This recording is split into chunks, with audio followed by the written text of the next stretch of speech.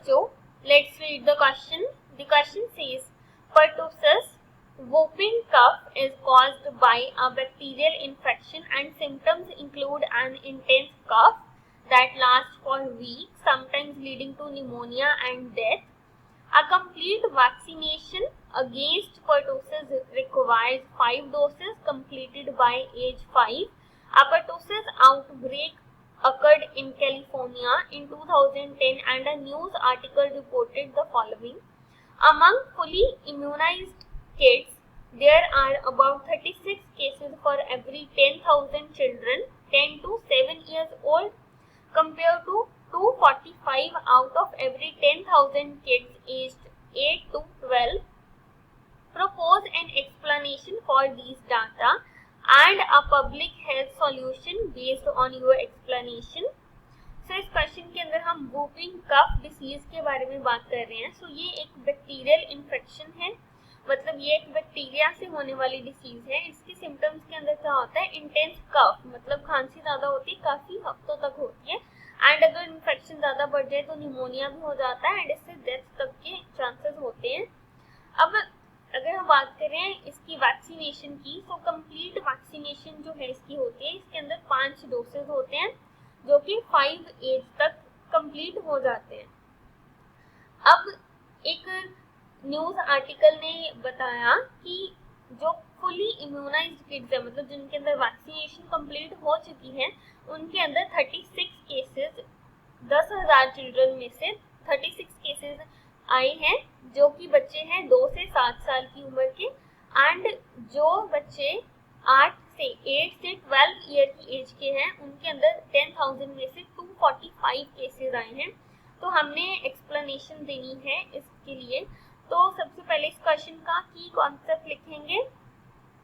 तो इस क्वेश्चन का हमारा की कॉन्सेप्ट है vaccine, vaccination and pertussis. Because इस क्वेश्चन के अंदर हम बात करेंगे परटूसिस डिसीज की एंड वैक्सीनेशन की. सो इस क्वेश्चन के अंदर हमें ये कहा है कि जो कम एज के हैं उनके अंदर जो whooping cough है इसके केसेस कम देखे गए हैं, लेकिन जो ज्यादा एज के बच्चे हैं उनके अंदर ज्यादा देखे गए हैं. सबसे पहले देखते हैं कि ये डिसीज क्या होती है. सो परटूसिस जो है ये एक बैक्टीरिया से होती है जिसका नाम है बी परटूसिस. ये इस नाम के बैक्टीरिया से ये डिसीज होती है. इस डिसीज के अंदर क्या होता है? कफ होती है ज्यादातर. जो इस डिसीज के सिम्टम्स हैं, अगर हम सिम्टम्स की बात करें तो सिम्टम्स हैं कफ, रनी नोज, इसके अलावा sneezing. So these are some of the symptoms of this disease. And ये जो डिसीज है ये ज्यादातर बच्चों के अंदर ही होती है. एंड 5 एज के तक इसके जो 5 डोसेज है ये कंप्लीट हो जाते हैं, मतलब हर साल 1 डोज लगता है इस वैक्सीन का. अब वैक्सीन जो है इसके अंदर क्या होता है? इनएक्टिवेटेड पैथोजेंस को बॉडी के अंदर इंजेक्ट किया जाता है. अब अगर ये हम बात करें इस डिसीज की, तो यहाँ पे है एक बैक्टीरिया, इसके अगेंस्ट बनाई है एक वैक्सीन. अब ये वैक्सीन जो है इसका असर धीरे धीरे फेड होना शुरू हो जाता है. कहने का मतलब ये है कि ये इसका जो असर है ये छोटी एज के बच्चों के अंदर ज्यादा होगा, बड़ी एज के बच्चों के अंदर कम होगा. सो अगर हम बात करें उन बच्चों की जो कि 6 मंथ से यंग है, which are younger 6 months younger. So इन बच्चों के अंदर जो 6 मंथ्स ओल्ड है, मतलब जो 6 महीने से ऊपर के बच्चे हैं, ये इनके अंदर वैक्सीनेशन नहीं हुआ होता. सो इसलिए ये हाईली मतलब ये इनके अंदर हाईली ट्रांसमिशन हो सकता है डिसीज का. इसके अलावा 11 से 18 इयर्स ओल्ड के जो किड्स हैं इनके अंदर भी डिसीज के चांसेस होते हैं, क्योंकि इनके अंदर क्या होता है? इनके अंदर इनकी जो इम्यूनिटी है ये फेड होना शुरू हो जाती है.